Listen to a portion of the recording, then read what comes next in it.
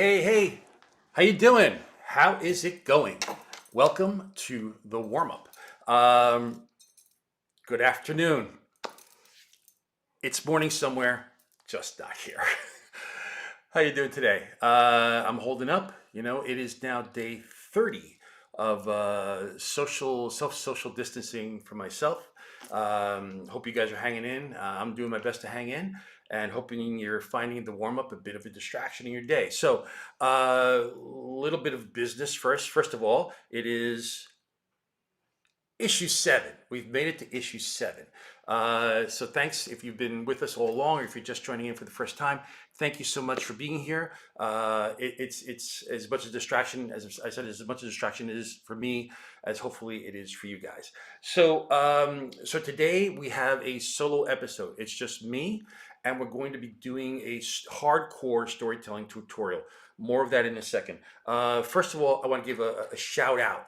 A shout out to my old neighborhood, Jackson Heights, and in particular, a shout out to my best friend growing up, Alex Fernandez.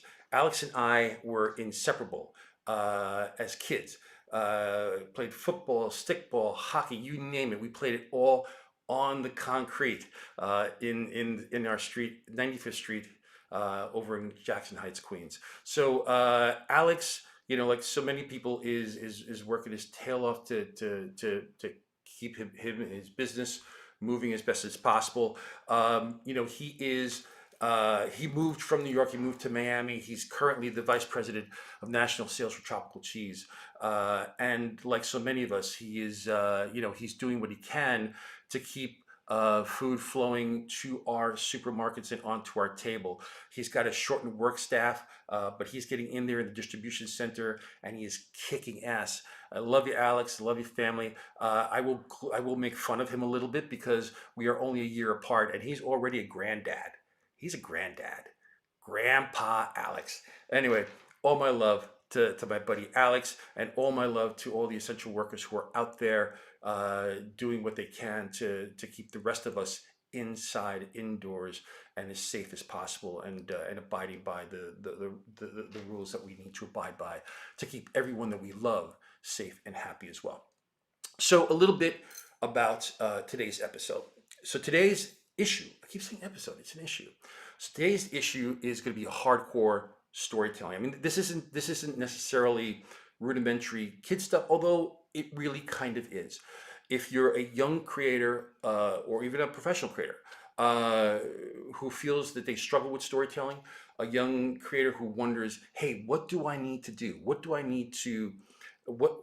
level do I need to be at to make it into the big league, so to speak?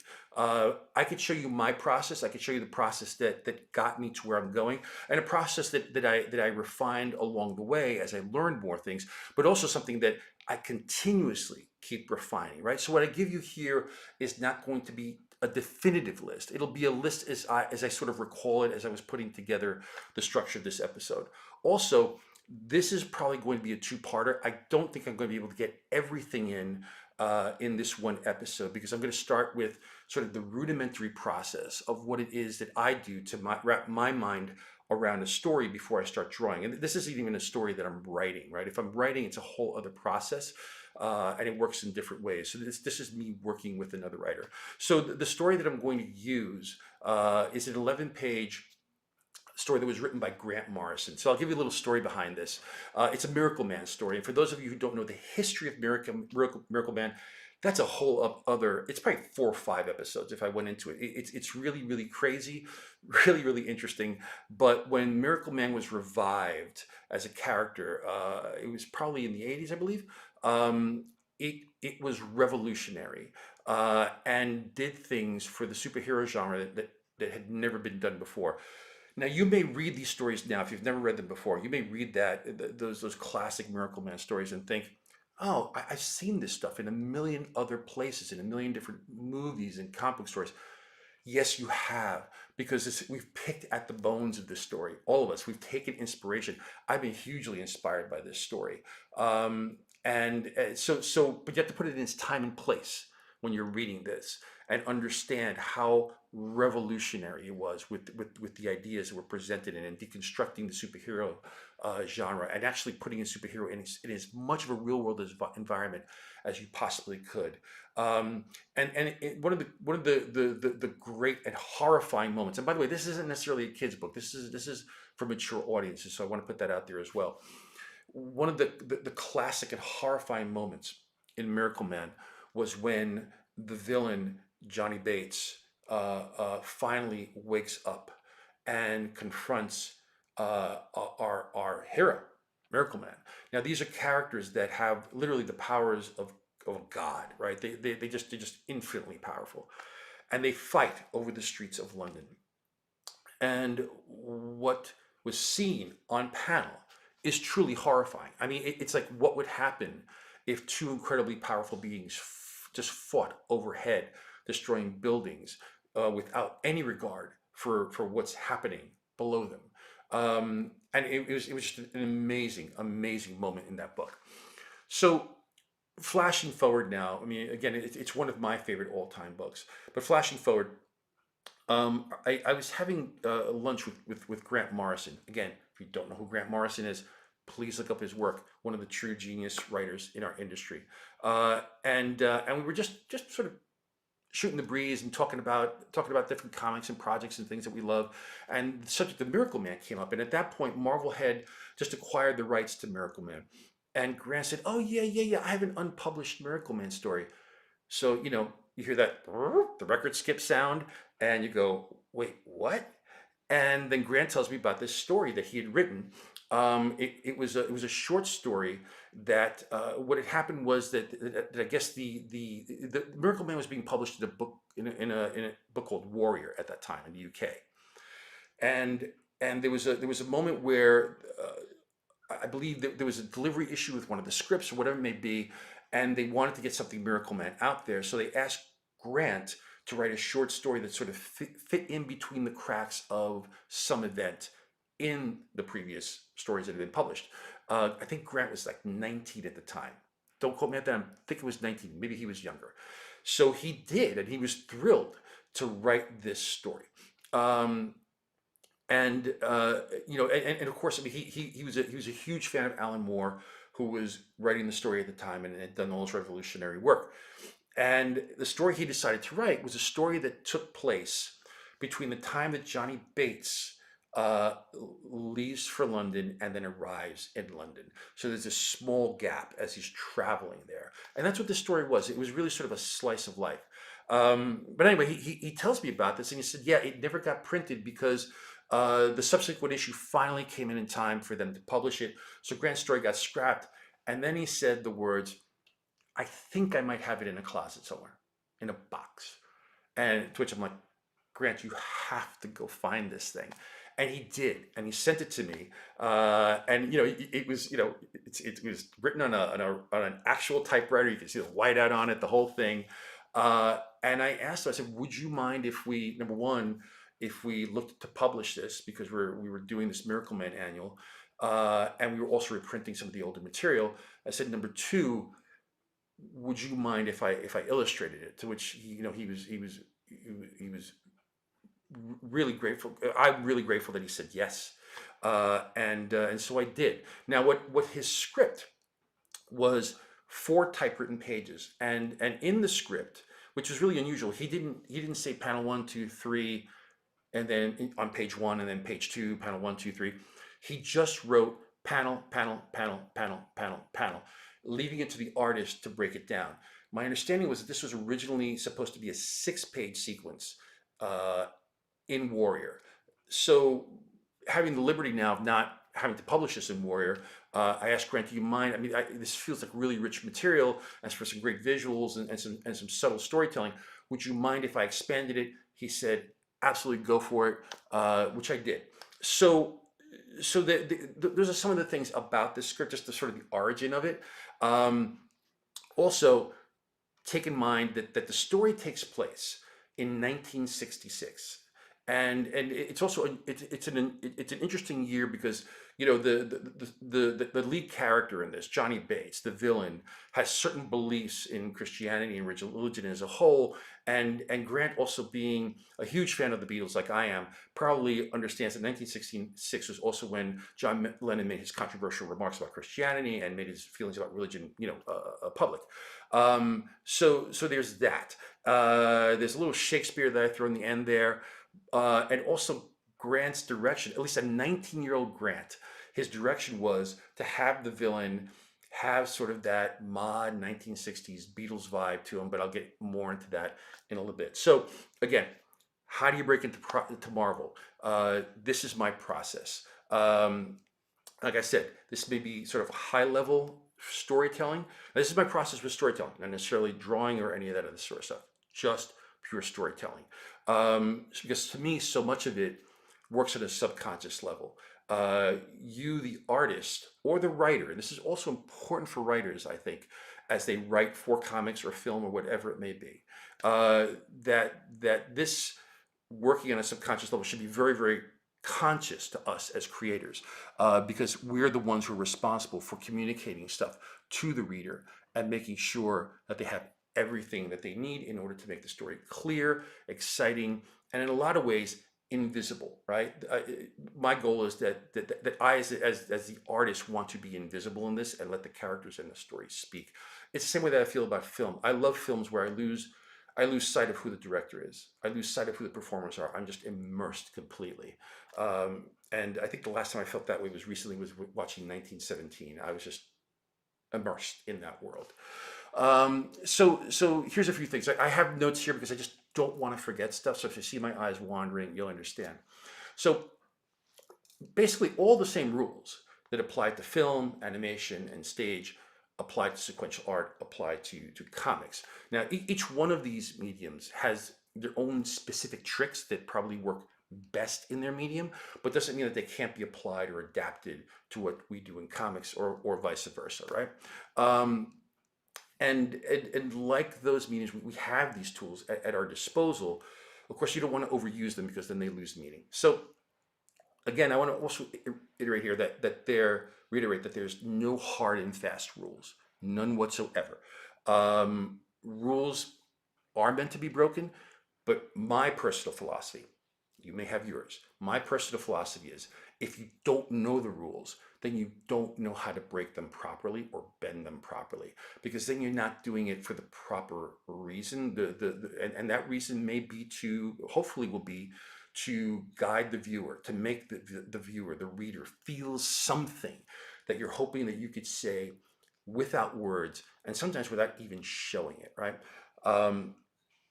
And so as comic creators, we have the ability to guide the viewer, the reader's eye, along the page in a certain manner.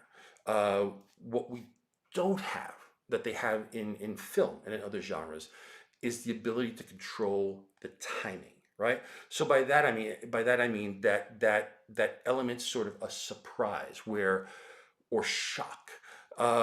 This is why, and this is no slight to anybody that specifically does horror in comics, but I don't think horror in comics is even remotely effective to horror in film. And it specifically shock, right? That moment where the killer's behind you with a knife, that kind of thing. Very, very difficult to do in comics. And the reason it's difficult to do is because the viewer controls the page turn. And that page turn, it can turn fast, it can turn slow, but it's generally not the same as that smash cut punch that film has. So, when it comes to horror, I think we rely a little bit more on the narrative aspect, right? The writer getting you into that mind space and creeping you out. I can see, that creepy being something that comics can do really well. Shock is a little bit different. You may have a different opinion. That's cool. That's just my personal take.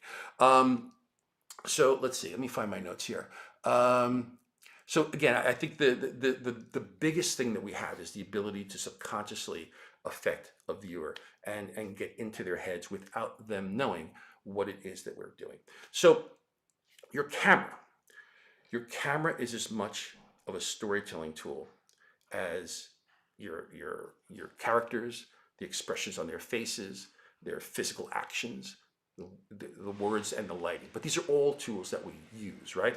So we could talk about those tools in depth if we want. There's light source. The way that we light our characters can again subconsciously and maybe sometimes very consciously tell our readers exactly what they want us to feel. That a character's evil, a character's heroic, a character has something on their mind, whatever it may be. Word balloons, fonts, sound effects. These are all tools that are specific to our genre that, when used well, can have brilliant effect. Panel shape. Panel shapes also can help a lot. I could cite numerous examples of artists and writers who really know how to direct the shape of the panel, the size of a panel, to tell a reader what's important, what's not, what needs to be sort of staccato and snappy. All important things to learn. You're not going to get all of this right away, but I'm just going to spill it out for you guys. Color, of course. Your color palette can, of course, do so much to affect the emotion. We don't have soundtracks in our stories, but color can very much be the soundtrack of your comic book story. There's also other things like things that I don't use. For example, motion lines. Right? Some artists love to use motion lines. So basically, what, for those of you who don't know what I mean, it's like, what, if I'm doing this with my finger, right? Some artists may actually draw like a little motion line to indicate that the finger is moving that way, or even if my hand swipes this way, they might draw a motion line, or my head turns quickly, they might draw a motion line. I've never, I defy you to find one in my work. I've never used it in my work. This is not anything that I have against motion lines. It is a challenge to myself that I've always adhered to, which is I want to be able to show movement by not using motion lines, because they don't really exist in the real world. Granted, you need to do sound effects and a lot of the other things, but motion lines, again, it's just a challenge for me. So you'll see me do a lot of, my characters will move, but you'll see that it'll be drapey clothing, their hair, maybe perhaps the abstraction of if it's a punch, right? I'll stand back a little bit. If it's a punch, maybe it's the distraction, distortion of having that fist come forward. Maybe even if you really looked at the anatomy, it's almost a dislocation of the shoulder, to give that sense of motion and three-dimensionality in a two-dimensional world. In manga, they do this incredibly well, right? Lots of speed lines, energy lines. I mean, they use it all. They use it within sound effects, panel breaks, panel shapes. It's amazing to watch how they do it and how they use it themselves in manga. So moving on from here, let's get to it. I'm going to share my screen with you guys, so bear with me here. You'd think I'd get this by now. All right, there's my screen. Hold on, let me bring it up for myself.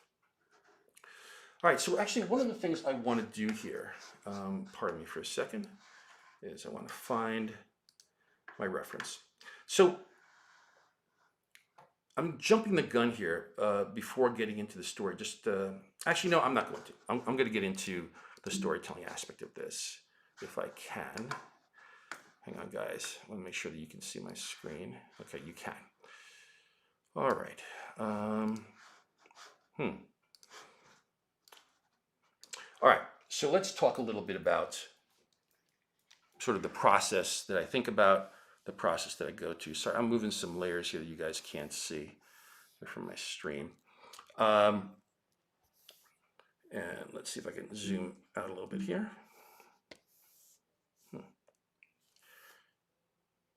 All right, here we go. All right, so hopefully we can all see that. And I'm going to start a little bit here with the basics. So in storytelling, whether it's film, whether it's comics, we have three directions that our characters can move in. Hold on, let me bring that down. Right and left, right to left, left to right, up, down, forward and backwards. Pretty simple, right? You guys get it? Okay. Now, I'm going to focus first on right to left to right movement. Left to right movement is probably one of the most important things that we can we can use in our storytelling, in particular with character movement. I way too often see artists, even longtime pro artists, misuse this in terms of seeing way too much right to left movement with really no rationale behind it. In Western culture, we read right to left, right? So you either start at the top of the page and you come down. I'm sorry, read left to right. My mistake. Oh boy, I need some coffee. Anyway, we go left to right. You start at the top left of the page there, make your way down, you go back up, make your way down, and when the book is over, you will end somewhere here, or maybe somewhere here, depending on what the page count is. So we've trained our eyes to think in that way in Western culture. We've trained ourselves to move across the page, but it's not just the page, right? When we look at a clock moves left to right. When you're looking at grass move left to right. Any video game moves left to right when the character is moving in a forward direction. Now, let's dig a little further deeper into this here. So, the way that the audience perceives the material on a subconscious basis, and there have been tons of studies done on this, and there's still being studies done on this, because these rules came about long before there was really any statistical proof or research that was done on it. It was just a gut thing. But left to right movement is perceived by the audience as progress, normality, positive. Right to left, exactly the opposite. Now, this does not mean that you cannot use right to left movement, but you need to use it in the proper way, in ways that I think will be more helpful towards your story. Now, there's also, a locked vertical view on a character, which really sort of says to you, stop, wait, pay attention. But we'll get to that in a second. So let's talk about left to right. When I do my work, in particular with fight scenes, in particular with staging how a fight scene occurs, I try to make action. Let's say it's a character throwing a punch. I try to get that action, if possible, to move left to right.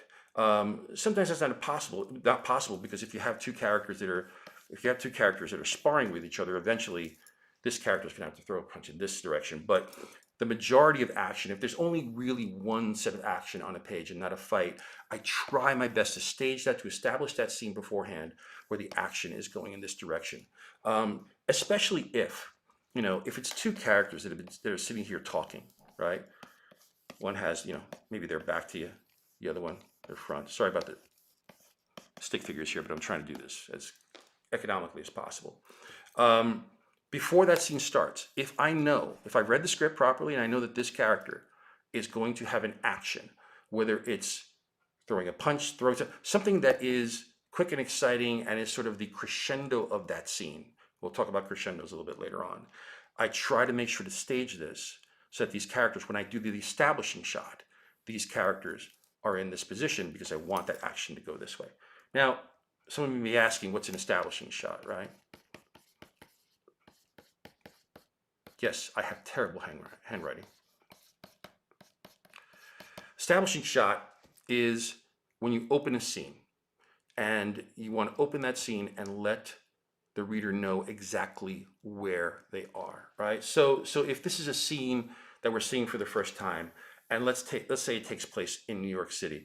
Well, one of the things you may want to do, if you have the space, is to establish the city, right? Give us a shot of New York, and if these characters happen to be talking in this window here or whatever, those word balloons will lead us there, or maybe there'll be a caption here that says somewhere in New York City. Now we've established the location.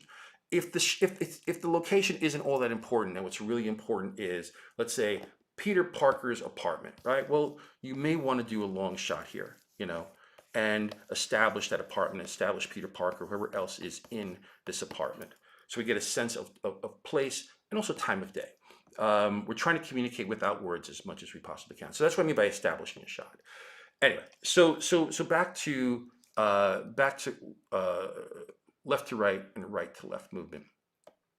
One of the ways to use right to left is if you want to have a scene stall completely, or if you're introducing perhaps a malevolent force, something that you know is going to shake up the status quo, something that you want the a character or some sort of MacGuffin or something that's coming into a scene that you want the reader to feel disconnected with, disconcerted about. Uh, Again, something is not quite right about this. It could be as simple as a character walking down the street, but they're coming in this direction, right? Um, it's just it causes an odd feeling for the viewer, whether you know it or not. When you're reading a comic, it'll cause an odd feeling too. Now, of course, I've seen a lot of comics where this is done incorrectly. Again, this is my opinion. It's done incorrectly, and then I think the whole thing just causes a disconcerting feeling within the reader. Um, but again, this is a simplistic view of exactly how you could use left to right movement. Again, I also use it to pick up the pace of a story. If you look back on some of my stuff, you'll see that I employ quite a lot. In particular when action is about to start. I had a question. I'll come back to it later about sort of how to plan a story. You got to read your script first. Read your script and highlight on your script those things. Every script is like a piece of music, right? It may start loud and then come down, or it may start slowly building, building, building until a crescendo. If you know what that crescendo is, and by the way, that could be an atomic bomb, or that can be a kiss. Between two people. It's the most important part of the story that you want the readers to focus on as the most important part of the story.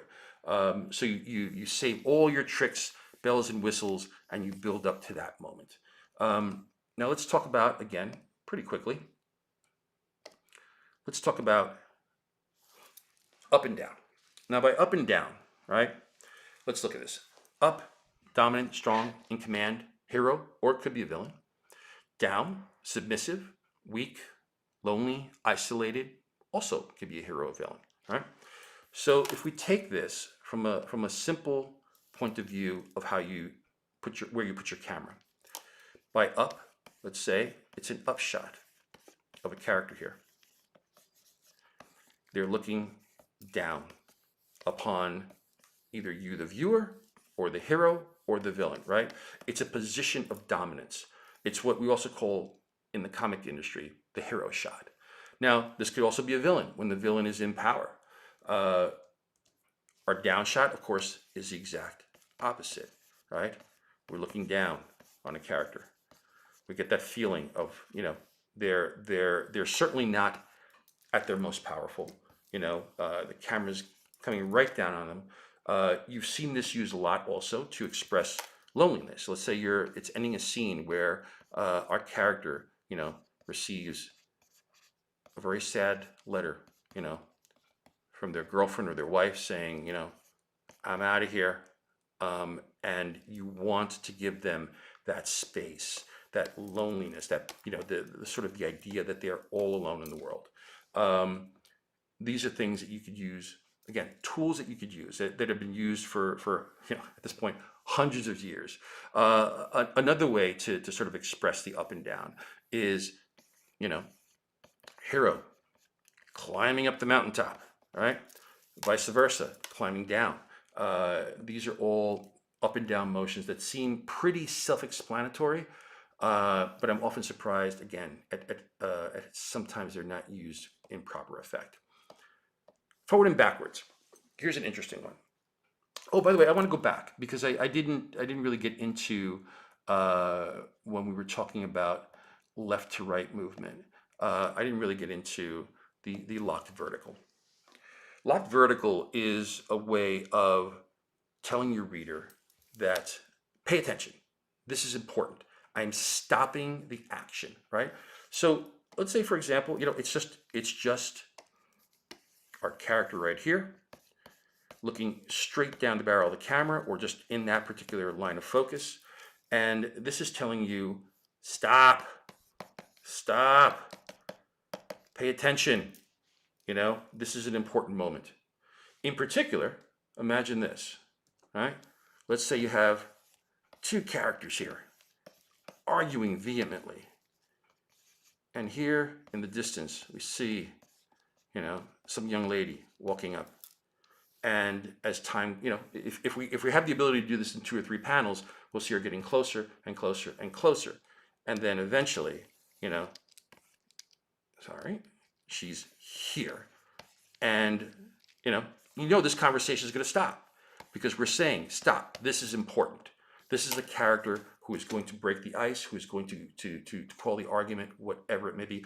Or perhaps karate chop both these dudes and knock them the hell out. Who knows, right? But you get what I'm saying here. So that was something I wanted to bring up with respect to the vertical. So forward, backwards. This one might be a little harder to understand, but it also involves the vertical as well in some respects. So by forward and backwards, when a character is coming towards us, they're usually in a position of dominance, a position of importance, a position of aggression, a position of leadership.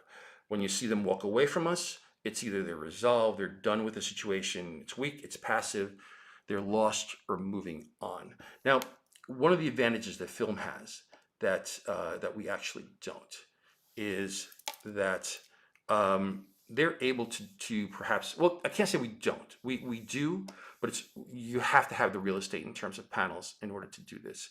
So, for example, let's say you can have a character walking up as I did in that previous shot. Or in film, you could do a slow pan in or tracking in where you establish a character here. And, you know, as time goes by, let's see if I can, I can't really do this right now in my Photoshop, but the camera, instead of the character walking towards us, it's the camera that comes in closer and closer while they stay stationary, right? So let's say there's, you know, trees in the background and, you know, whatever it may be. The background and the character are all being zoomed in at the exact same time. You get the exact same effect as them walking towards us, walking backwards. If we're pulling back from this character, it's really us as the artist, as the director, as the writer, saying we are leaving this character behind. This character's plight is a tough one, and we're kind of out of here and moving on because they're going to have to deal with this somehow on their own or behind the scenes. And again, this employs the vertical, but you could also do it, you know, it doesn't have to be the vertical. It could be as simple as, you know, a character here, and then we're just panning in. But it's not something that we're able to do very easily in comics. We can, but it requires a lot of real estate, and you really have to plan for it and make sure that it's important. Here's a lesser known rule. I don't know if I adhere to this one 100%, but I'm putting it out there anyway because it's one of the ones that I learned long ago. Characters on the left can be perceived as weaker, more out of control, malevolent. Characters on the right are stronger, more controlled, heroic. So, you know, if you're going to do a character entering into the scene, right? Now, by the way, heroic is not always necessarily the case. They can be malevolent too. They're just in control. They're in a position of power. So, you know, having a character in the foreground here, and, you know, having a character come in on this side as they're walking towards camera, the feeling is going to be that this is sort of a character in a position of strength, or maybe even a position of not knowing exactly what's going on, right? But they're certainly in a better place than this person. Again, not a rule that I always adhere to, especially in comics. It's very, very tough because of the way that we have to stage our scenes and how many panels we can use, given how many pages we have. So, not a hard and fast one for me, but one that I try to keep in mind. Again, it's one of those things where I say if you know the rules and you have them in the back of your mind, then when you have to break them, you're either doing it on purpose or you're just saying, I know this isn't right, but I got to do it for the sake of the story that I have, the page count I've been giving, the panels I've been given. So All right, now let's move on from there. Um, okay, I'm going to talk about. Well, actually moving pretty well here. I did that. Let's talk about some of the tricks we have. Let's talk about Dutch angle. Okay, Dutch angle. I see this overused all the time. And by overused, pardon me, just wetting my whistle here. Ah. And by overused, I mean used for absolutely no reason other than an artist trying to give an undynamic layout dynamics.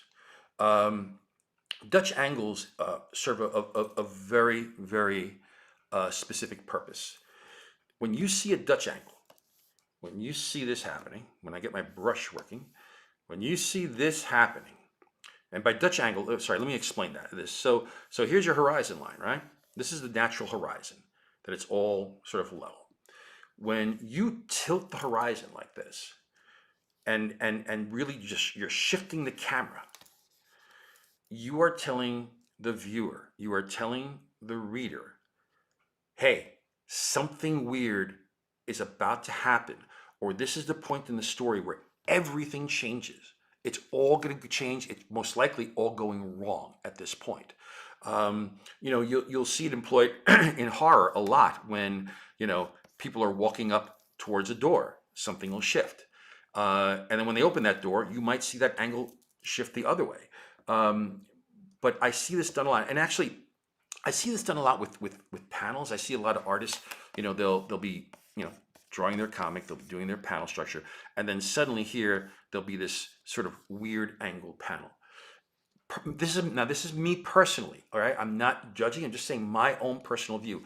I hate this stuff. It just doesn't, it never works for me. There's only one artist that I have seen that does this kind of panel structure and makes it work so amazingly well, and that's Alan Davis. Now, there may be others out there that I'm not aware of, but Alan Davis knows how to do this. He's a master at it. I see a lot of younger artists do it, and it just drives me crazy because all they're trying to do is it may be a punch sequence here or whatever, maybe they try to add dynamics to that. They don't need it. They don't need it. What it actually does is I think it adds confusion, and it makes fight scenes and action scenes much harder to interpret. So be careful with your Dutch angles, okay? The same thing goes for panel breaks, right? So now for those of you who don't know what I mean by a panel break, hang on, let me get rid of my Dutch angle here. Okay, so panel breaks are when, again, I'm going to use the punch here. So let's draw a fist, rudimentary fist. Hang on a second. I'm drawing the wrong fist. All right, let's draw someone here leaning in, throwing their punch. All right, there it is. There's our other fist here. Boom.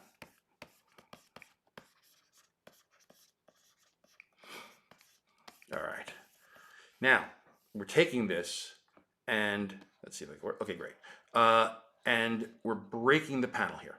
All right. Now this is an awesome tool to use. It really, really is. The mistake that I see a lot of people make is that they use it all the time, right? This causes a great effect. It's a moment where the viewer goes, "Whoa, this is really big." Now, if I were doing this figure would be a lot larger, right? And would definitely be breaking. And hopefully you're guiding the viewer in this direction, off the panel, left to right. I often see this panel break. Like let's say there's a panel down here, and then a panel down here. And I may have even made this mistake when I was younger. I'll see someone, drawing a big fist that breaks the panel border here, right? And that's a very tiny head, but you get the drift. Now you're actually making a huge mistake here because you are causing the reader to go from this panel here and then down to this panel, completely missing this panel. It's all subconscious. You have to try to guide the viewer to this panel next. Keep all that in mind if you can. I'm going to go to another simplistic rule, but still, nevertheless, very important that you guys all know about. All right, so with a show of hands, I can't see your hands, but with a show of hands, who doesn't know what the 180-degree rule is? Okay, hopefully anybody working or wanting to get into comics knows what that rule is. Quite simply, the rule is if you stage a scene, right? Remember I showed you the establishing shot? If you stage a scene and your characters, right? Let's say this is Peter Parker. Let's say this is MJ, right? And they're having a conversation. It could be anywhere. They could be standing. They could be sitting at a restaurant. They could be on a rooftop. Really doesn't matter. Where you start that shot, where your first establishing shot is. Now, it could be from this side, right? But I'm just using this side, for example, okay? Let's say my first establishing shot comes from this camera. Now, to the viewer, Mary Jane is on the right, Peter on the left. We've established this. So now what you have to consider is this 180-degree circle from this axis point right here. So whenever you move your camera, it can go up, it can go down, but you shouldn't break this axis. Once you move into this side and you start filming, and now suddenly Peter's on the right and Mary Jane's on the left, you've caused tremendous confusion. Now, there are reasons to do this, right? Directors like Stanley Kubrick, Spielberg, they have done this. And they've done it to great effect, but the effect is something that was really, really calculated. It was an effect that they knew beforehand that they wanted to use in order to actually drive home to the viewer this feeling of disconnection, of something is wrong, something is going to, that people are walking around in circles. It can be used to great effect, but be very cognizant of when you use this rule. Master this rule. Master it before you ever decide to break it, right? Now, I've broken it when I was a younger artist by complete stupidity because not paying attention. I don't think I did it a lot, but I'm pretty sure if I look, I might have broken it the wrong way. So forgive yourself if you've done it, but be cognizant of it. Understand these rules so that as you move forward, later on, when you want to get a particular feeling across to the viewer, when you want them to feel discombobulated, you can employ your Dutch tilt. You can employ a winning. And by the way, don't employ them all at the same time because you'll lose complete and total effect, right? It's like a loud noise. It's like banging on a trash can, right? Saying, here's a scene. I'm banging on a trash can. Look at this. Bam, bam, bam. And then my next scene. Look, I'm banging on a trash can. Eventually, all people hear is banging on a trash can, and they don't know exactly where you want them to look. So these are some of the basics. Maybe tomorrow, if I can think of a few others, we'll talk about them. But let me move on from here. Now that we're past the 180 rule, and also, we could do so much of this stuff with camera movement. It doesn't have to be your characters always moving. But again, in comics, it's a little harder to do because you need the real estate, right? So let's say I want to start with my character, in a profile, sort of facing this way, and I want to start panning my camera so that this character, starts to, let's see if I can get this. So as this character starts moving in this direction, right? It's much tougher to do because you need the real estate, right? You need the panel to be able to go, okay, here's the next panel. Sorry, I'm not dragging away properly. Okay, so no, it's not happening. You get the idea. Moving the character is panel by panel, takes up a lot of space. So can be done. Same thing with camera, if you want to move the camera up or down. It's a sequential art form, so you're going to need that real estate. When you're doing storyboards for film, for example, or for TV, which I've done, you can, let's say we have, let's say my pen doesn't work. All right, let's try this again. Okay, here we go. So let's say let's say it's a massive giant up here, and he's looking down, and somewhere down here is your hero, holding like a tiny sword. I'm thinking of Dan Panosian, my buddy Dan Panosian. He has like this little baby sword, and he's like this He's a very tiny guy. Now, in a storyboard, you could lay this out and actually, put arrows that say, pan down, and then your next panel, you're panning down. But you could draw this all the way through so that the cameraman or the director has a sense. Let me get rid of this. Has a sense of what's going to happen, right? Now this may come with a pan down, it may come, with a turn of a camera, but you could do this in storyboarding. Very hard to do in comics, clearly, because you need the extra panels to show it. And then you have to decide exactly how many panels you need to show it. So let's say, this is actually a good example of, let's say I want to do 3 panels. I'm sorry about the sloppiness, but I think you guys understand what I'm doing here, right? So trying to get 3 panels in here, because the reveal is that maybe this tiny sword is a giant killer. And we haven't seen it. Maybe our hero's been hiding it. So you could start here with your, giant, and then you cut down here and we see our hero. In a lot of ways, it seems like a wasted panel, right? Because you're just kind of looking at the big giant's hairy fist and their waistline. But then you get down to this final panel and ta-da! Big reveal. There's a sword. And then what I would probably do is, yeah, you got it. Sword is coming at the giant. Maybe I even break the panel there, right?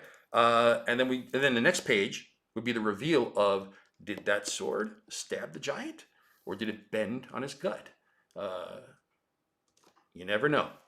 So that's sort of the basics of what I think about. Really, I'm skimming the surface here. So I'll talk to you guys a little bit now. Let me move on from here for a second. Change my screen, pardon me, so I can look at you guys. Hey there, am I here? Can you see me? Cool, okay. So we'll go back to the screen in a minute, but I want to talk about also some of the ways that I view storytelling for myself. Having been a musician for so very, very long, and in particular a songwriter for such a long time, music has certain dynamics.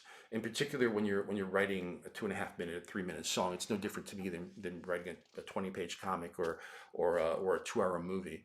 There are dynamics, and in every story there is a crescendo. There's a third act turnaround. There's all these things that are classic storytelling tropes. But I also, I believe that there's a rhythm to a story, a tempo to the story.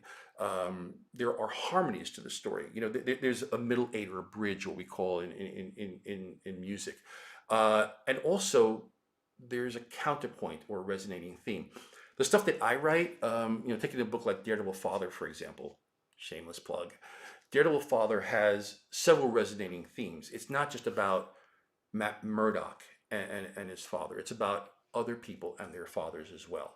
So that's just the kind of stories that I like to write, where the main character, protagonist, is going through something, and there's a theme that runs through their story, but there are other characters that have these sort of mirroring themes to juxtapose against the protagonist, to give a sort of different kind of view, kind of a harmony in some respects, or sometimes a harmony that is really sort of off key. But all of this stuff you discover if you read the story thoroughly that the writer has given you. Read it thoroughly 3-4 times. Try to understand what the writer is trying to convey. Right before you start drawing, write yourself notes, whether they're mental or on the script. This is the big moment in the script. This is the big turnaround. Now, sometimes in a script, especially if it's like a big event book, there might be 3 or 4 of those moments. You have to pick which one is the biggest, right? Doesn't mean that you can't give real estate to the other moments. Just make sure which one is the biggest. I'll give you a great example of. I'll give you a great example of this. So when I think I just finished sort of Azrael at DC or something like that. It was a little bit earlier on in my career. I had a really, really, really young up and coming artist whose work is and was and still is outstanding. And he pulled me aside and he asked me, told me he loved my storytelling, and he asked me my philosophy about storytelling. Hold on a second. When I talk so much, I get the dry mouth.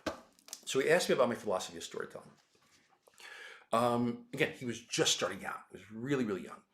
And you'll never guess who he is anyway. So I can tell this story. Um, he asked me how I went about it. And I was familiar with his work and being a young artist, like things were really, really explosive and incredibly dynamic. And you can see the potential of this kid. And I said, okay, look, let's do a little exercise. Okay, and I used the Batman story. Sorry, Marvel. I used the Batman story as an example. I was working at DC at the time. I said, okay, so let's do a short story. So so we cut in on a meeting of all the big bad villains of Gotham, and they're sitting around having coffee, soda, tea, whatever it may be, talking about Batman's demise. Um, and I said, how would you draw that? And I said, well, I do this huge, fantastic establishing shot from overhead, and everybody would be leaning up against the table and like really confronting each other. And then, I'd have them sipping coffee and tea and it would be splattering everywhere and clicking glasses and it's splattering everywhere. I'm like, awesome. It's great. Okay, so now through the skylight comes Batman. What do? I said, well, I did double page spread and Batman come crashing through with his foot, coming down on the Joker's face, breaking his jaw, blood spattering. Then he punches the penguin and his nose bursts open and it's like blood everywhere and it's like teeth and ball. I said, awesome. I can see him drawing this, right? I said, awesome. Okay, next page, the Joker pushes a button and a nuclear bomb goes off. And he goes, oh, that's it, right? Pace your story. Now, he didn't know, of course, where I was going with this. And if he'd gotten a script, he'd probably think differently about it. But that's also, it was part and parcel of what I saw a lot. It was happening with a lot of storytelling at that time, right? It was a lot of that visceral, in your face kind of stuff, which eventually loses meaning because you don't have the stuff that isn't in your face, the stuff where people are not doing that in order to build to that moment. Any great filmmaker, any great comic book artist, when you wonder, why do I really love this person's storytelling in particular? It's because they're doing those things and they're getting into your head, either as a viewer of whatever level, whether you're an artist, writer, or just to love comic books. They're doing it in a way that guides your eye, gets into your subconscious, and helps the writer along, telling story without words through the pictures, through the placement of the characters, etc. So part of my prepping is getting ready, seeing what music I hear. Some stories have different kinds of music that I hear as soundtracks. So I try to get into that mindset of trying to establish what is the tempo, where does the tempo break? Is there a middle eight, like a bridge to the story where we just sort of all of a sudden, well, let's go to someplace different, and then we come back to the story. All that stuff can, takes shape in my head. And I start thinking about the colorist and the inker if I have somebody inking my work. But I'm going to go back to my screen for a second. And okay, if it allows me to. All right. So going back to my screen, I'm going to show you another big part of my prep work. This is something that, don't know how often you guys get to see. But having Grant's script, he described the scene very clearly. Now this is a story that takes place in one location. So lucky in that sense that I don't have to build certain scenes in my head. But Grant described Johnny Bates as sort of this 1960s, 66 sort of Beatles hipster kind of guy, with the Beatles haircut, the whole thing. So and the skinny jeans and the Chelsea boots and stuff. So what I do once I read the script, now I've got to do my research, right? And when I say reference, I don't say reference in order to like I'm going to take photos and copy the photos, right? By reference, I mean I need the photos in order to figure out exactly what things look like in real life. I cannot tell you how many almost every beginning artist's portfolio, when they draw buildings, what they're drawing are cereal boxes, right? What they think are buildings. My advice to any artist starting out there, do your research. You've got Google these days. Didn't have it when I started, right? So I just had photo books that I had to go and buy in dollar bins. Go to Google. Google, if whatever city it is, Google that city and just print those photos and have them around you so you can see how buildings actually work. I guarantee you the boxes you're drawing with ledges and perceived water towers is not what it actually looks like. You'll be surprised how much your art changes once you're able to truly, truly, truly see it, right? Don't take it for granted. Yes, I know you've seen it with your eyes. Have it in front of you. It's so, so important. So again, to give you a sense, heck, look, I'm a huge Beatles fan, just like Grant, right? But it doesn't stop me from digging up my reference. So just to have Beatle haircuts in mind, in front of me, hanging on the wall, printed up, whatever it may be, I do this sort of stuff. Now, to be honest with you, Grant also sent me this photograph. This is a young Grant Morrison. This is exactly what he wanted Johnny Bates to look like. The jeans, the Chelsea boots, the leather. It's a pea coat, but it's made out of leather. And then later on, we discussed putting on one of those John Lennon fisherman hats, but also made of leather. So Grant's like, yeah, draw me. So if you look at the Johnny Bates in my story, it's pretty much my idea of Grant Morrison. But now the cap, I did my research on the John Lennon cap. A couple of shots here of Lennon, and there's one of the Gallagher brothers, and of course, my dream date, Davy Jones. Bates jacket. Here are the peacoats, not made out of leather. There are the peacoats again. You have to get the shape right? These are the nitpicky things that I look at. The shape is so important. It can't just be a leather jacket. Grant wants this particular kind of jacket, so that's what I'm going to try to achieve. Here's a leather kind of version on it. The reason now, by the way, this is not all the photograph. I'm just skimming by a bunch of this stuff for you guys. I had to cull it down way, way, way down. But the folds, the sheen, the way that the jacket, look at that sheen down the arm, right? It's not normally how you would shade a jacket made out of cloth. So these are important things for me. The back of a jacket, leather jacket. Again, this is a woman's jacket, but I love the folds, and I would think that Johnny Bates's jacket might fold in exactly the same way. Chelsea boots, here's a few shots. I had a lot more shots of these, but also with the sort of drain pipe pants is what Grant called them. I just call them skinny jeans. But again, the way that the pants break, stuff like that, hard to make up. Maybe some people can if you have a photographic memory. I do not. A beach. Our scene takes place in a beach. More importantly, I just go to one of these photo sites and I just kind of like take a little bit of piece of clip art and I look at it because I'm cheap.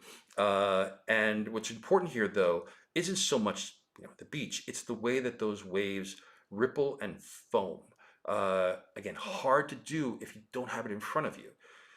This takes place by some cliffs. There's a lot of rock work in this. So, taking my time to check out rock formations. I know how rocks work, actually. I could probably do these in my sleep, but I like having it in front of me because you just don't know where you may get inspiration. Again, the foam of the surf as it comes up. Now, this is not like a rip-roaring surfing beach, but, the water still foams as it hits the surface.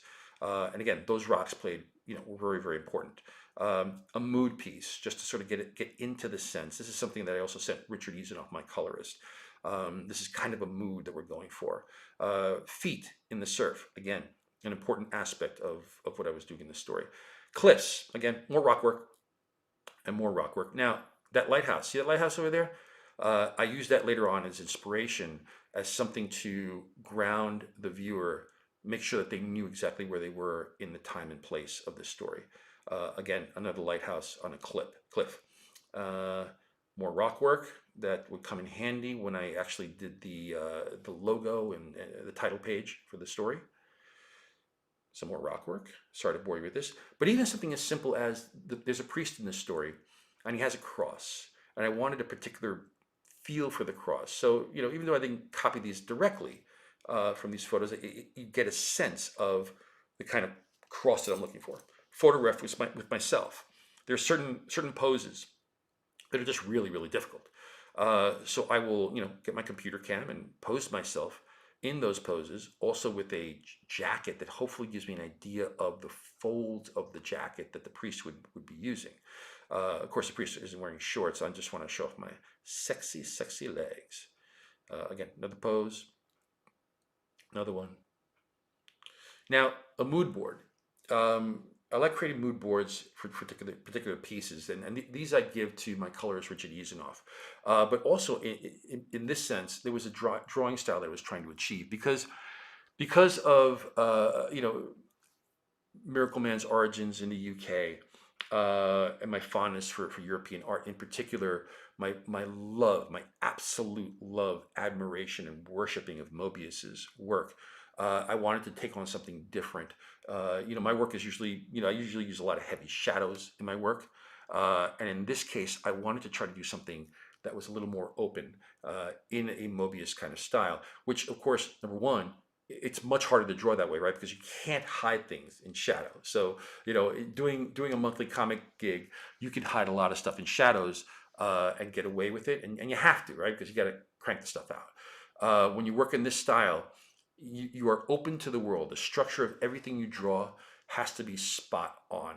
The same for the colorist. The colorist has to make some very, very key choices early on about how to convey exactly what the writer and artist are trying to convey in the story. They are the soundtrack of these pieces. So I sent these to Richard. Now he didn't use these palettes in particular. Some he did, but it was more to give him a sense of the watercolor style effect, the airiness that I wanted to give this thing, even though it was a pretty dark story. There's another Mobius piece. This was more for me than anything. Just looking at the way that he lays in sort of the ground, the structure, the rocks, very subtle and very beautiful. This piece is more indicative of the color palette we used. Again, just looking at how Mobius sort of goes about rendering things. Same here. And I look at this stuff, and it just becomes a challenge because I know I will never ever be able to draw like this guy. I just don't have that kind of talent. But he's such an inspiration that that I love every minute of just doing research and finding Mobius stuff. Here's another piece that was very, very indicative, I think, of where we went. So that's where I go with reference. Now it's time.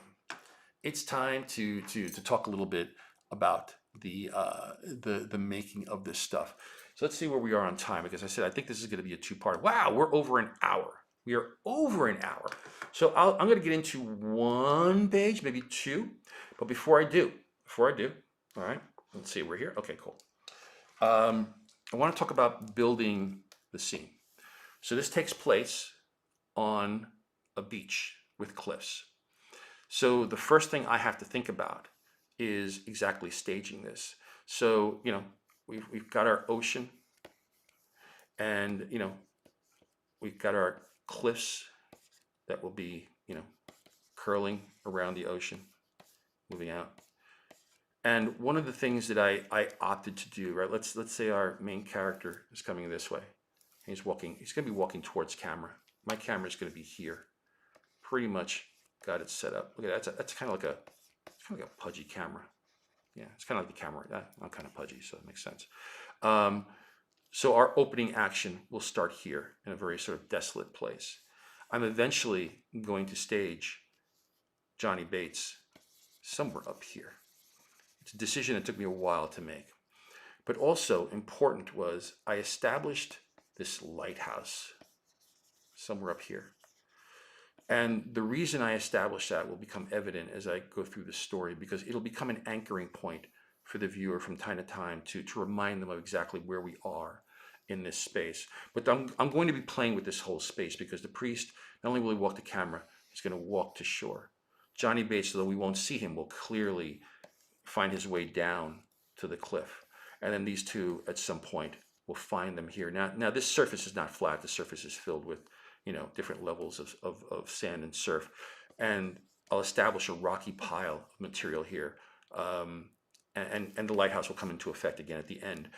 This rock pile will serve a cruel landing spot for our priest. So I planned this stuff, all of this stuff, way ahead of time before I ever start drawing. So okay, let's get into this a little bit here. And I'm only going to do a couple pages today, and we'll do some more tomorrow. I got some questions from you guys too that I want to hit up. So like I said, Grant had actually written this as a 4-page typewritten document. Frame 1, right? Frame 2, so on and so forth. Let me get my brush here. Oh, hold on. There we go. Okay, so you can see here. Maybe you can't see here. Ah, okay. Hang on, guys. I'm not doing you a service here. Let's make this a little bit smaller. Here we go. Okay, so, this is page 1 of 4. I broke it up because this is what I did with the script. Now, there was a big collaboration going on with me and Grant, and I think I'll talk about that tomorrow. I don't want to waste time on that right now because we're running very, very long. So here's Grant's description, right? Long shot, gray day with drifting, drizzling rain. An old priest is trudging along an empty shore. Waves are surging, seagulls are flying around. All that Ryan's daughter, French lieutenant's woman stuff. Woman stuff, basically. The priest is wearing a long coat, but has no other protection against the elements. Now, the priest's first caption is, "It was a dream." There's a second caption here that he wanted on this frame. In discussions with Grant, I moved that to the next page. So this is, and now there's one of the layouts, there's one other layout stage before this. Is a very premature, like that stuff I've been doing with just those little stick figures. That's how I originally do it. I'm not going to add it here because it will take forever. So this is the next layer of laying out where I establish, here's my lighthouse. Now, you've heard the rules we talked about. Small, very, very small. Now he's coming towards us, but by the size, by the lighting, the shadows that I'm using here, I'm trying to indicate that he is all alone, desolate. The color palette will show that as well. I added the seagulls in the foreground to add some dimensionality to the piece, because without those seagulls, it would probably be very, very flat. So hang on a second. Let's see if I can get rid of this here. Okay. It would all appear very, very flat. Now, you're going to see an editorial move that I made as I go to the next page, right? See the shadows here? Okay, no shadows. The reason for this is because, again, I'm going for this open European style, but I decided that there's only one character in this entire story that will have any solid blacks on them. Again, it's a decision that I made that I hope would work on a subconscious basis. Maybe you've seen this story and never realized that the only character that has solid blacks is Johnny Bates, and we'll get to that maybe tomorrow. But I took the time to sort of get my photograph, establish, that lighthouse there that'll come in handy. Use my photograph, figured out, boy, seagulls are really kind of ugly sometimes.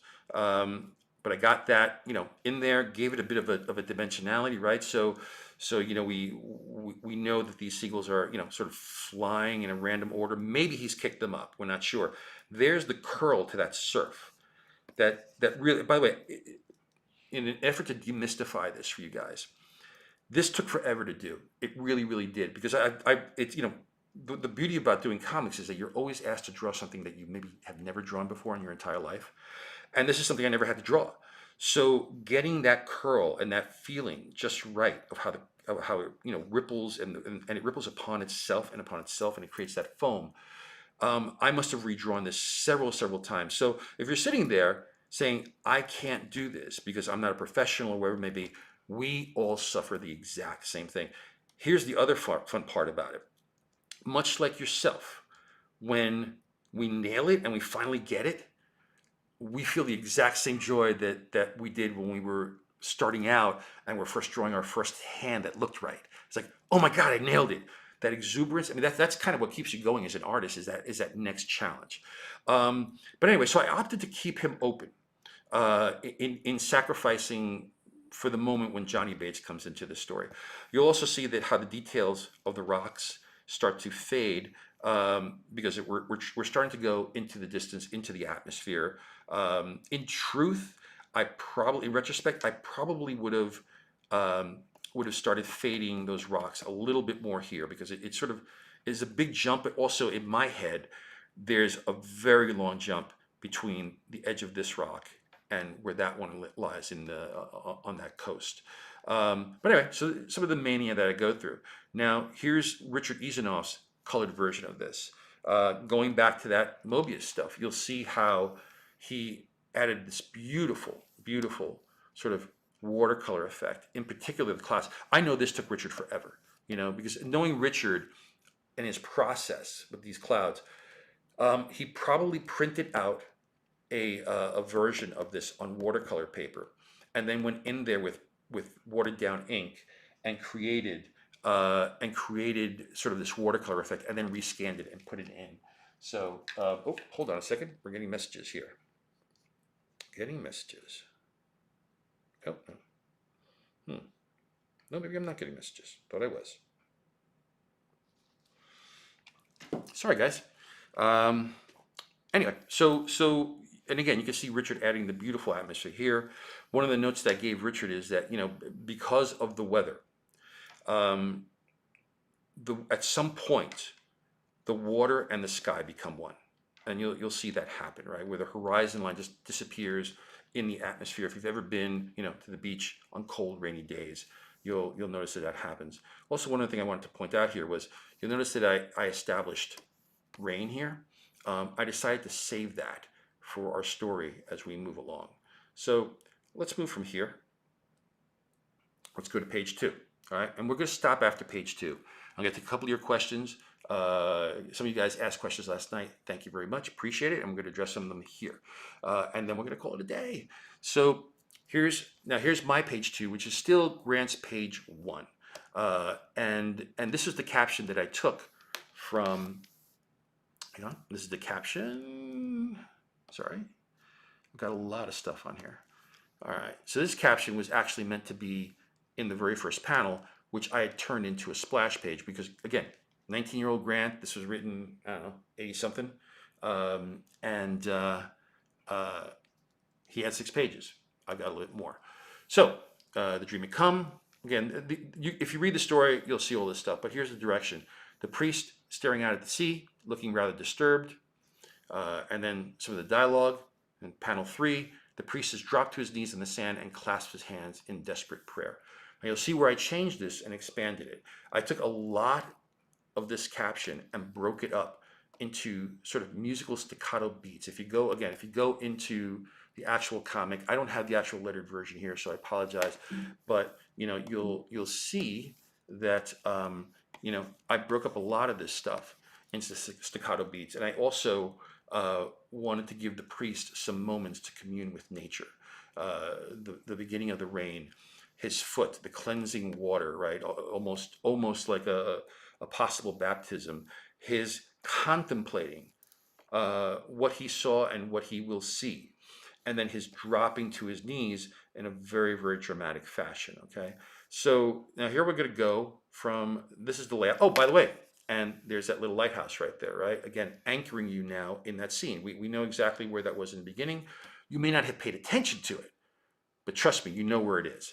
And in a lot of ways, when I was talking about the camera panning down, this is kind of what happened here, right?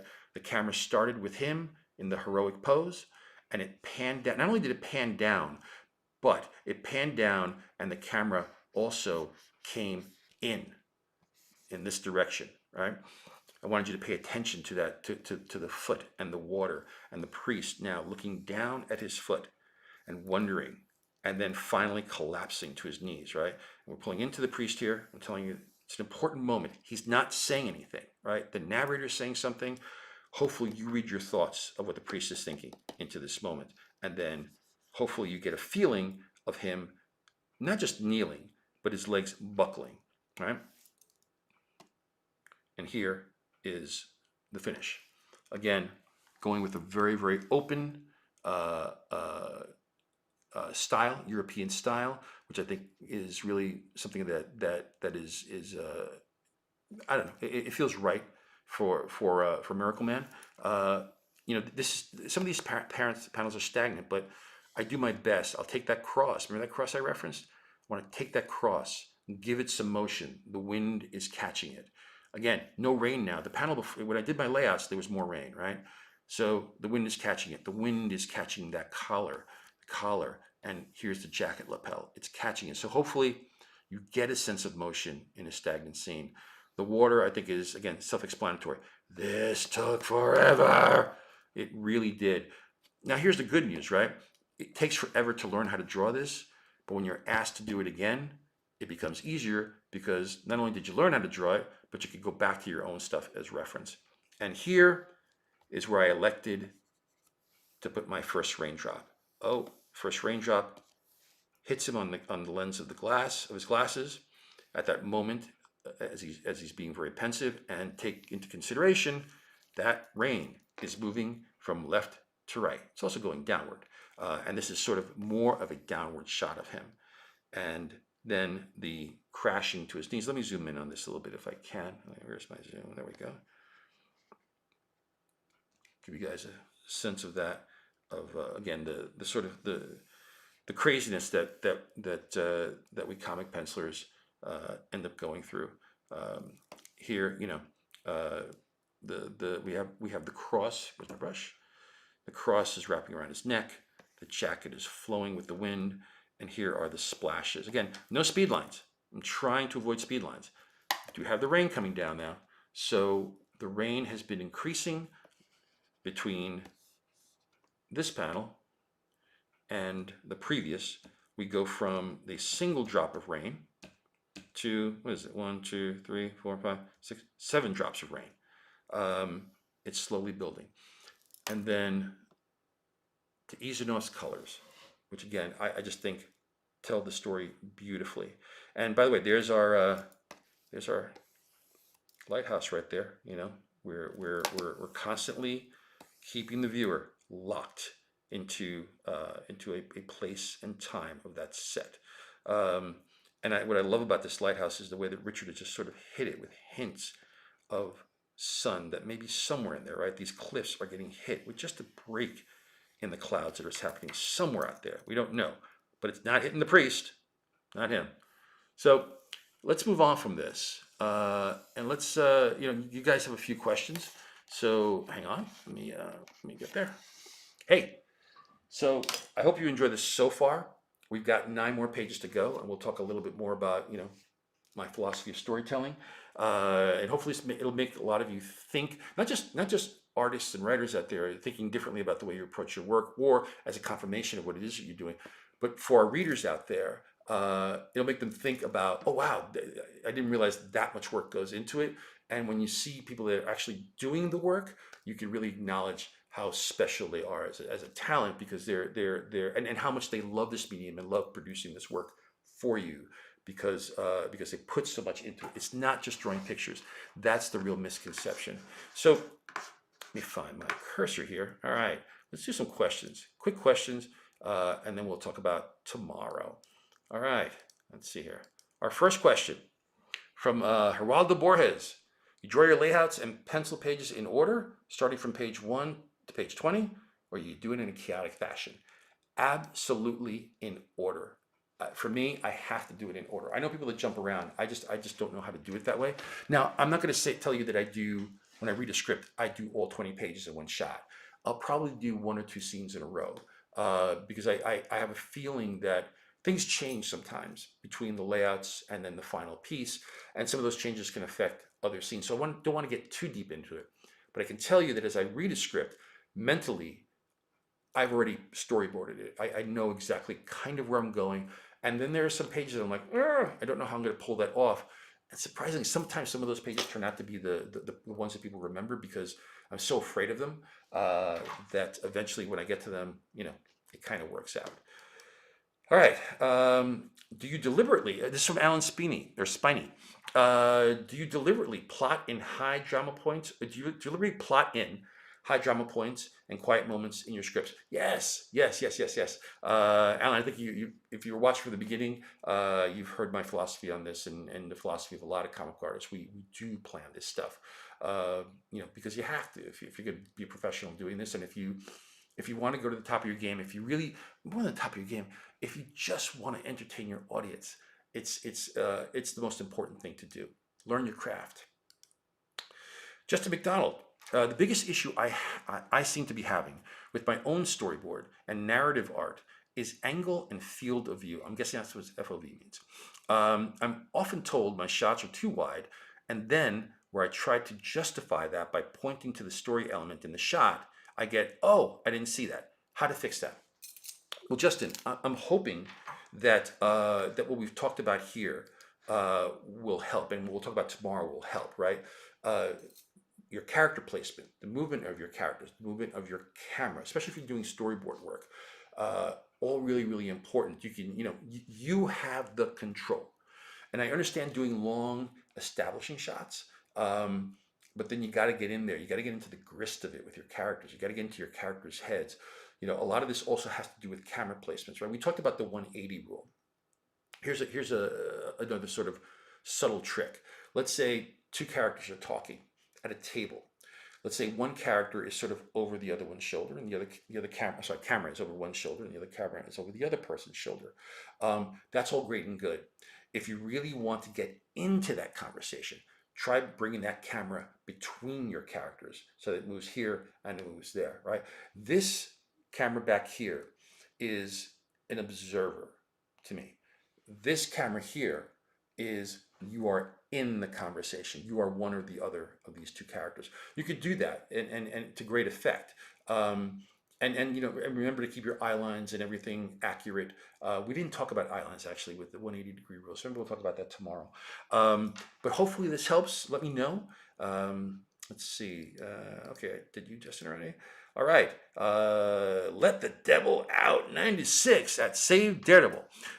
What's the hardest part of writing dialogue in a story for you? How do you make that dialogue help move the story forward? We are in the business of show, don't tell. So whether I'm writing a story or whether I'm just drawing a story, I look at it and have to make sure that even if the reader doesn't know exactly what the characters are saying, they can understand what the characters are doing. Sometimes even what they're saying, if the body language is correct. But our job is to work in subtext. I love subtext, and specifically with dialogue. And as I become a more experienced writer, I use more of it. I don't read my old stuff, so I don't quite know what's there. But I love when characters are not saying what they really mean, or when characters are talking about things that they're not doing, right? There is nothing worse to me. And guys, gals, be easy on yourself, right? Because I see this happen on TV and in movies, and it drives me nuts, where two characters are talking about a shared experience that they've had, right? Hey, remember when oh yeah, that time that we did. Nobody in real life recounts stuff like that. They'll say, remember that, oh, I remember, oh, okay, enough said. There are ways of doing those scenes, just not that hand-fisted. Also, and this is kind of like something that they did in early comics, right? Where you'll see, a character throw a rope, and the caption will say, "Our hero throws his mighty lasso," right? You know what I mean? Show, don't tell. If your character's throwing that lasso and you need the internal narration, have it be something else that is either troubling the character's thinking about. You don't need to tell us what they're doing because the artist is doing it for you. Now, in some cases, you may write a story and the artist doesn't really convey it correctly, and then you kind of have to do that. It's a give and take. All right, a few more. Peter Melnick. I attended a lecture with David Mazzucchelli. By the way, you guys don't know who David Mazzucchelli is? When this is done, look up David Mazzucchelli immediately. One of the greatest storytellers in our industry. And unfortunately, not in comics right now. He's done his bit in comics. I mean, he's doing his own self-published stuff, and he's a cartoonist, and so jealous. I saw a lecture with David Mazzucchelli a few months back, and there were some things that he showed that were interesting. One of which was the utilization of word balloons to help convey a mood. For example, creating a word balloon that looks like the word no and putting yes, indicating some strong apprehension from the character. What are some of your favorite subtle ways to convey a feeling through art? That's a great one. And actually, that's a great example, right? Because that's a great example of subtext, right? You've got this, I mean, I didn't see this lecture, so I'm assuming that, let's say it's a word balloon that's shaped in kind of this weird, drippy, kind of like horrific balloon that that usually would be something that you would insert like a pain emoticon or something in there, right? And then the character's going, yes. It's kind of what's being conveyed, right? Because you can't hear the character speak, but you in your head, that's what you're hearing, and that's what you're hearing the character's voice say. It's a great example of it. For me, I tend to use a lot of lighting to convey mood. Like I just finished drawing a panel, maybe I'll show it tomorrow, of two characters sitting back to back in the same room. And one character is fully lit without shadow, and the other character is heavy in shadow. Same room. Um, you know, it's not realistic. Well, it could be if there was a lamp that was situated in a particular way, but it's my way of saying this character, it's not an evil character, but certainly a character who is in incredible emotional anguish as this scene is going on. So those are some of the tricks that I use. I mean, there's so many that'd be hard to think of right now. And there's so many great artists and writers that know how to convey this. Let's see here. Oh, George P. What would your advice be for an ongoing storytelling? How do you keep fans interested past the dreaded 12th issue? Dude, how do you keep them interested after the first issue, right? It's all the same. That's really more of a publishing question because it really involves, the churn of publishing and trying to keep readers engaged. And it's something, it's by the way, something that has been an issue in publishing since the dawn of comic books. It's how do you keep them interested? And how do you go beyond the third, the fourth issue? Conversation for another day, but thanks for asking it. Let's see. Tom Mulrooney. Okay, Joe Quesada. I'd like it if during you talk some about your approach to balance, how you choose it to help eye flow, graphic quality, and guide how balance helps the colorist make choices, taking into consideration the balance in conjunction to mood, props, etc. Awesome question. Awesome question, Todd. I think we touched on it a little bit today. We'll touch on it more tomorrow as I go through some other pages and maybe do some other art examples. I cannot believe how long we're running today, but I hope you guys are still engaged. Tiago Palma, in a storytelling POV, point of view, how do you balance the rendering throughout the page, be it in backgrounds with panels and the main characters without losing interest or making it either too busy or too simple? Poor, question mark. Also, balance of black and light areas. Again, a great question. There's so many artists that do this really, really well. And it's a matter of, yes, balancing your black and your white, your negative space. I've talked about this at length. Actually, I do another stream called Drink and Draw on Thursdays. Adults only, not for you kids. It's a mature audience stream. Got it? Okay.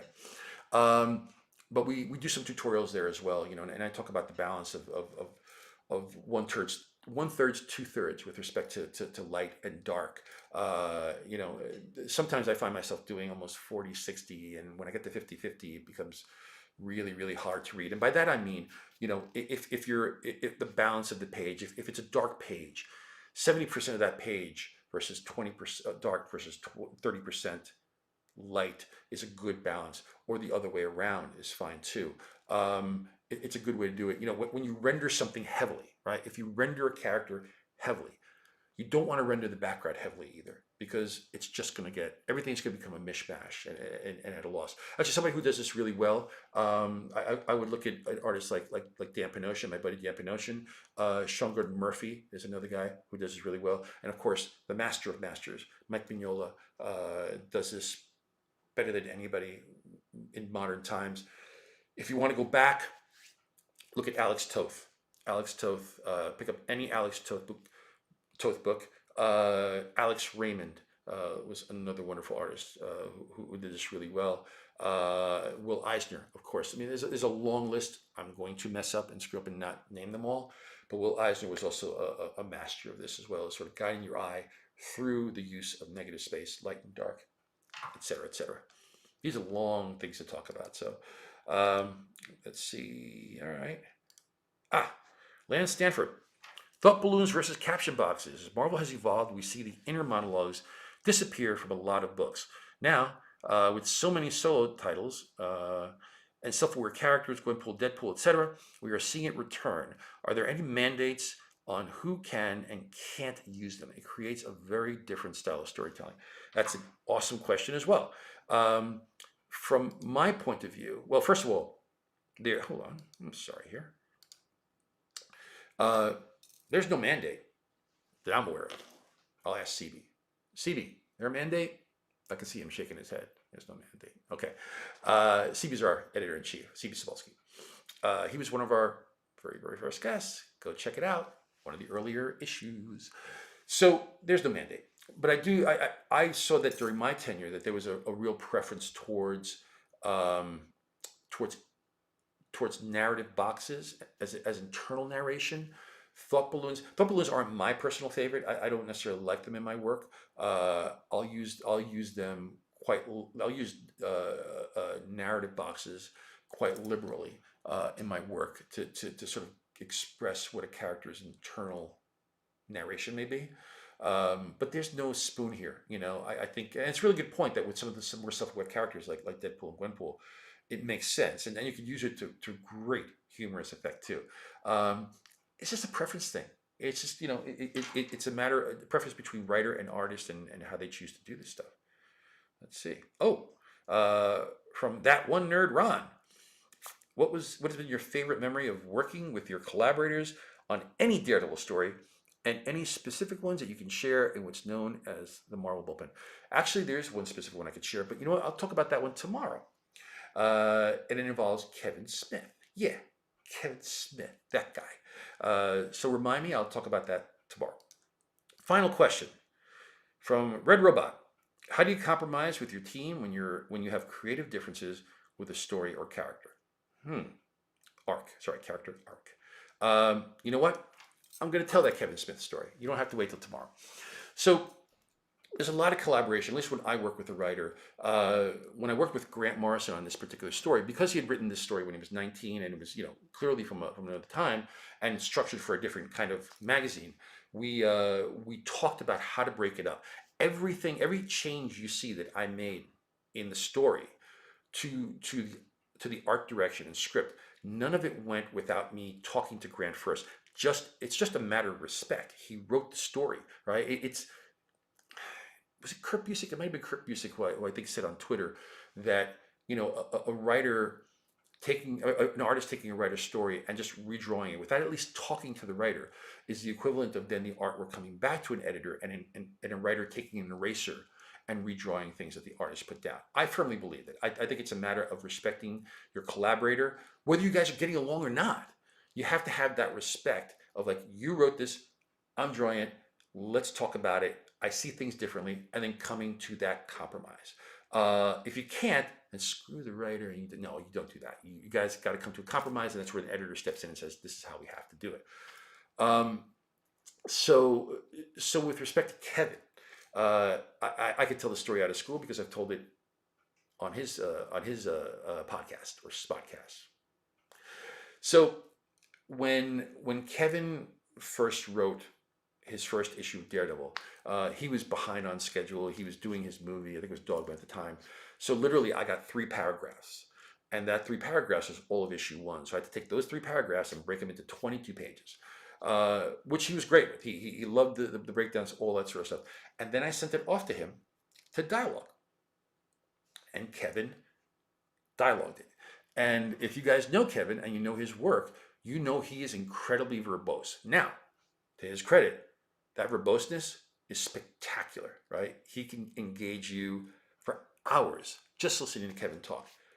But in a comic book, that verboseness would end. And I told Kevin, I said, Kev, I'm going to be honest with you. Your script, I'm actually going to send it back to you. I've redlined a whole bunch of dialogue that, number one, you don't need. Number two, it's just too much for the comic page. What's going to happen is, when this prints, when it's lettered and printed, what you're going to see is not the artwork or the story. You're going to see these massive white balloons with words inside of them. And Kevin said, and then I sent him the sort of redlined script, and Kevin said, "Nope, I want it kept exactly as it is. You know, I don't edit my words. I want it exactly as it is." Like, okay. And that was my part of the collaboration. I'm like, okay, because I also understand that coming from a different field, whether you're a screenwriter, whether you're a novelist, there is a learning process. And part of that learning process, myself as a writer too, that part of that learning process is when you see that you've been way too wordy, and that you've got to get, and what you think fits into a word balloon really does not. Trust me, it does not. So I said, okay. And so that first issue went out. And if you guys go back to that first issue, you will see it is ginormous word balloons, ginormous caption boxes. And when Kevin got it, now by the time Kevin got it, we were sort of, I think we were already like on the third issue when Kevin saw the printed version. And he was like, whoa, that's a lot of words. Like, yeah. So as part of our collaboration, what happened is by the time, I want to say issue 4, probably issue 5, you could see Kevin nail the art form of brevity for comic books. And from that point on, even the work that he did outside of Marvel, he totally got it, and he figured out exactly how to condense his ideas and his humor into, you know, smaller or I'm sorry, yeah, smaller sentences, basically what I'm going to say. So that's my one creator story, and we have gone incredibly long today. And if you guys have stuck around, I want to thank you. There will be part 2 tomorrow, right? So let's see if we can do this right now. All right. So tomorrow, tomorrow, what do we got? What do we got on tap for tomorrow? Let's see. Our next issue. Yep. It's story time with me. No doubt about that. But as promised, we are going to finish up a little Umberto. That's what I think we need, right? So yeah. Let's hear it for Umberto. Umberto's coming back. We cut him short. Actually, we didn't cut him short. Umberto's internet dropped out. Now his internet would probably never drop out if he wasn't on my stream, but because he was on this stream, because he was on the warm-up, literally, he lost total internet. Couldn't text me back, couldn't anything. We're going to finish up with Umberto tomorrow and have him finish up his Kid Dormammu drawing, which is actually going great. So, as always, guys, love you. Thank you for being here. We will be continued, literally, with part 2, our first 2-parter tomorrow. Wash your hands. Hug your loved ones. Virtually hug those that aren't there with you. And I'll see you in the funny books, okay? Take care. Be safe. We were kings of Brooklyn, baby.